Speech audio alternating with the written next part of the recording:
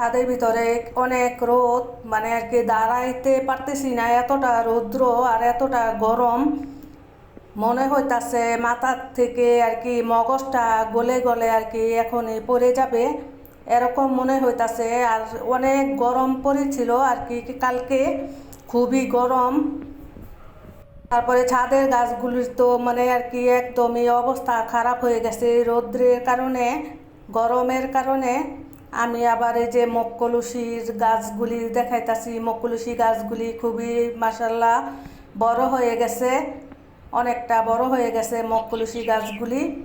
আর নিচের থেকে যেই আর কি শাখাগুলি বের হয়েছে, ওই শাখাগুলি আমি ভেঙে দিতেছিলাম। তারপরে আমি তো পুদিনা পাতা নিতে আসলাম ছাদ থেকে। আর রৌদ্রের কারণে এতটা মানুষ অশান্তি হয়ে গেছে, মানে আর কি কি আর বলবো, এতটা গরম, মানে আর কি টিকেই যাচ্ছে না। আর তো মনে করেন এই যে রৌদ্রের কারণে, গরমের কারণে শরীর ঘামে ভিজে একদমই আর কি চুবা চুবা হয়ে যাচ্ছে, খুবই গরম। গাছগুলি দেখেন কিরকম হয়ে গেছে, পাতাগুলি সব, এতটা রৌদ্র। তারপর মনে হইতাছে মানুষ আর কি এখনই আর কি এই গরমের, মানে গরমের কারণে মানুষ আর কি জায়গা জায়গার ভিতরে এখনই স্টক করবে, এতটা গরম ছিল। আমাদের এই নারায়ণগঞ্জের ভিতরে কোন কোন জেলার ভিতরে আর কি এতটা গরম রৌদ্র উঠছে, প্লিজ কমেন্টে জানাবেন আমার প্রিয় আপুরা ভাইয়ারা। আর এখনও যদি একটি লাইক দিতে ভুলে যান, তাহলে প্লিজ একটি লাইক দিয়ে দিবেন প্রিয় আপু আমার ভাইয়ারা।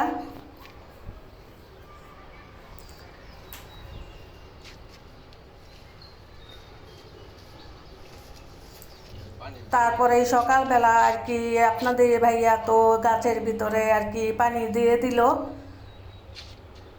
এতটা আর কি মাটি শুকিয়ে তারপরে একদম ফেটে ফেটে গেছিল। তারপরে যে ক্যাপসিকামগুলিকে আপনাদের ভাইয়া তুলে দিতেছিল। তারপরে এতটা গরম দিয়েছিল আল্লাহ পাক, জানি না আর কি কখন আর কি এই বৃষ্টি চলে আসবে, বাতাস চলে আসবে আর কি। আর হচ্ছে আল্লাহ পাকও এগুলি আর কি রৌদ্র দিয়ে গরম দিয়ে মানুষকে আর কি জানান দেয়, মানে আর কি বুঝায় যে এতটুকু গরম তোমরা সহ্য করতে পারো না, তাহলে দোজখের গরমটা কিভাবে সহ্য করবে তোমরা। এটা কিন্তু আল্লাহ পাক কিন্তু আর কি এটি আর কি মানুষকে জানায়, শিক্ষা দেয় যে এতটুকুই আগুন তোমরা তাপ আসমানের সহ্য করতে পারো না, আর দোজখের আগুনটা কিভাবে তোমরা সহ্য করবে। তবুও তো মানুষ আর কি হুঁশের ভিতরে আসে না, মানুষ হুঁশে আসে না, বেহুশে থাকে মানুষ। তবুও আর কি মানুষ বেহুশে থেকে তারপরে আল্লাহ পাকের কথা চিন্তা না করে পাপ কাজ করে যাচ্ছে।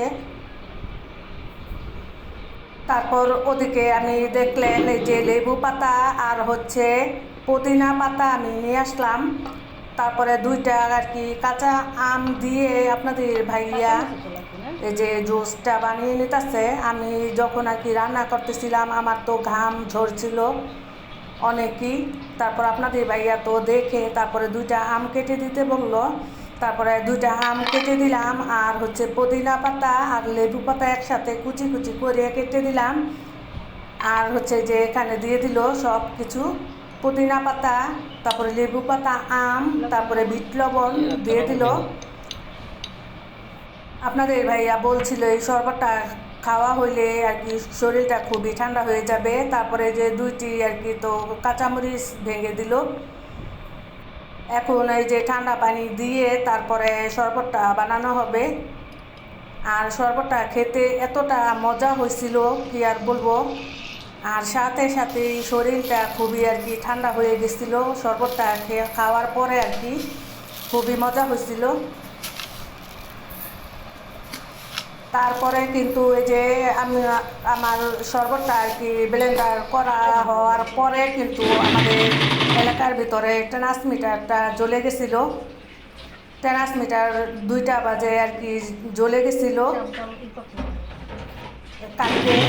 তারপরে এই ট্রান্সমিটার ঠিক করতে করতে মনে করেন রাত্রেরও এই 12টা বেজে গেছে।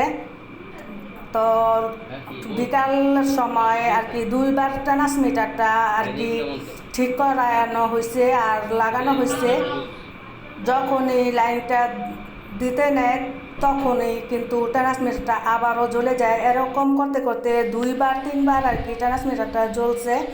তারপর একবারে ঠিক হয়েছে রাত্রের 12টার সময়। তারপরে তো দেখেন বিকালে এই যে 6টার সময় আর কি 5:30টার সময় আল্লাহ পাক যদি চায় কি না করতে পারে। দেখেন এতটা রৌদ্রের পরে এতটা গরমের পরে কয়েকদিন ধরে অশান্তির পরে তারপরে যে প্রশান্তি মিলল, দেখেন প্রশান্তি মিলে গেল। আল্লাহ পাকে মুখ তুলে তাকিয়েছে, এতটা বাতাস তুফানের মতো। 5:30 বাজে কালকে দেখেন কতটা বাতাস, অনেকই বাতাস। আমার ঘরের পর্দাগুলি মানে আর কি যেমন আর কি ছিঁড়ে যাবে এরকম বাতাস। তারপরে তো বিকালে যে বাতাসের সময় আর কি ছাদে চলে আসলাম, দেখেন মাটিগুলি কীরকম ফেটে ফেটে গেছে।